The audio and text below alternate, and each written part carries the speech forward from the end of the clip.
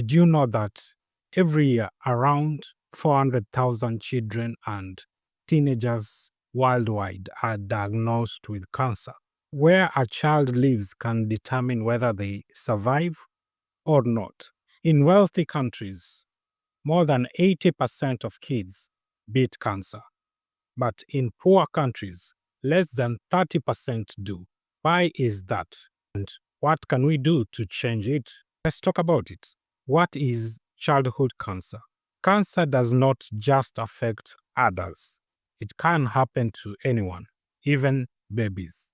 It starts when cells in the body grow out of control, forming a lump called a tumor. These tumors can spread and harm the body if not treated. Most common types of childhood cancers are leukemias, brain tumors, lymphomas, and solid tumors like neuroblastoma. Unlike adult cancers, which are often linked to lifestyle or environmental factors, most childhood cancers don't have a clear cause. Only about 10% of cases are linked to genetic factors.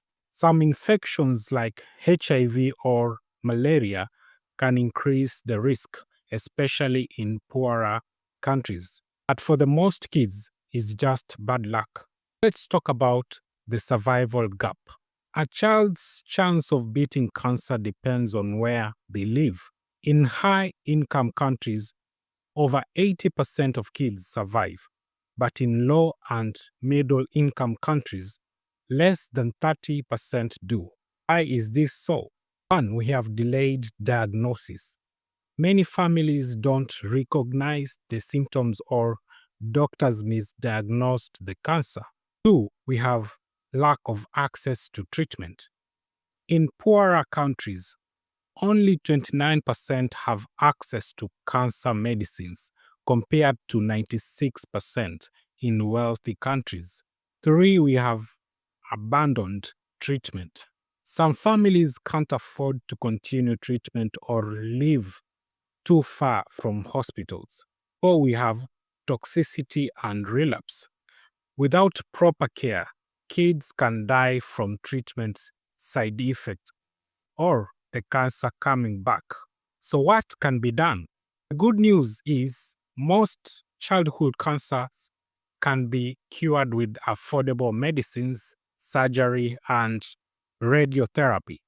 The key is early detection and access to treatment. When cancer is caught early, it's easier to treat, less painful, and less expensive. Families and doctors need to be aware of warning signs like persistent fever, severe headaches, bone pain, unexplained weight loss. Programs to improve early diagnosis have worked in many countries thanks to governments, NGOs, and even parent groups working together. Once diagnosed, kids need the right treatment for their specific cancer. This might include chemotherapy, surgery, or radiotherapy, but it's not just about medicine. Kids also need support for their growth, nutrition, and mental health. In wealthy countries, this kind of care is standard, but in poorer countries, it's often out of reach. That's why organizations like the World Health Organization and St. Jude Children's Research Hospital are working to change this.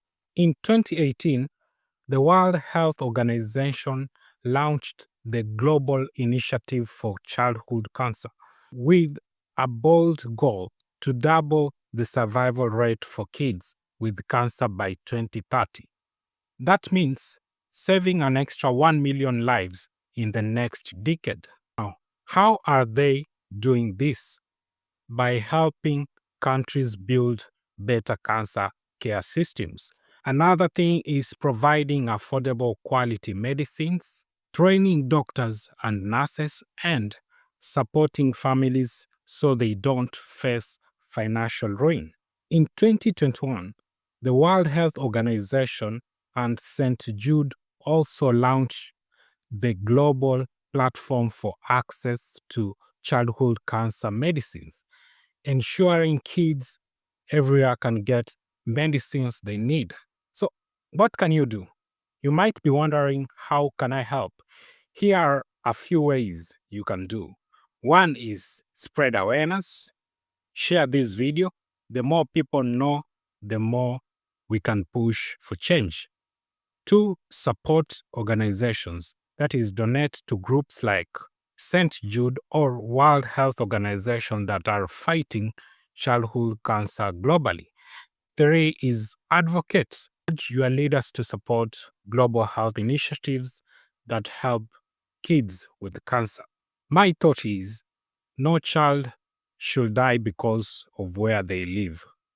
Together, we can close the survival gap and give every child with cancer a fighting chance. Let's make sure that one day, no matter where a child is born, they have the same hope for a cure. Thank you for watching, and don't forget to like, share, and subscribe for more videos like this. Let's make a difference together. See you next time.